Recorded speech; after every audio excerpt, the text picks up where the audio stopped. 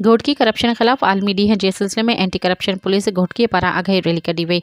Rally जी अॻवानी deputy director anti corruption police Ghotki Saifullah Haleporto, assistant director Shahid Bashir Khoso, inspector Abdul Fattah Mehar, sub inspector Ghulam Sarwar Memon, Gul Hassan Memon, taluka education officer Mohammad Bakhsh Arbani, assistant Mukhtiar Kamran Mehar ऐं तालका अस्पताल जे MS डॉक्टर असरवा आनंद कई।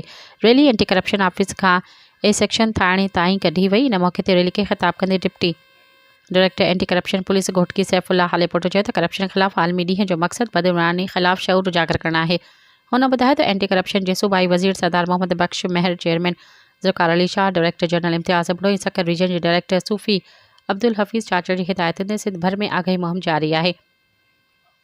मुआशिरे जूं अलामतूं आहिनि त हुन चयो त एंटी करप्शन घोटकी जी टीम 24 कलाक अवाम जी सहूलियत लाइ मौजूदु आहे। हुन वाज़े कयो त कंहिं बि सरकारी खाते या ऑफिसर ख़िलाफ़ पका सबूत त बिना कंहिं दबाव जे सख़्त कार्रवाई कई वेंदी। अगरि जे मिलिया त चाहे त को केतिरो बि बास छो न हुजे। आख़िर में हुन वालदेन, उस्तादनि, सरकारी मुलाज़िमनि, नौजवान खे अपील कई आहे त मुआशिरे में करप्शन जो ख़ात्मो आणण लाइ गॾियल किरदारु अदा कनि, छो जो बदइरानी ख़तमु करणु बिना तरक़ी ऐं इंसाफ़ जो मुमकिन न आहे।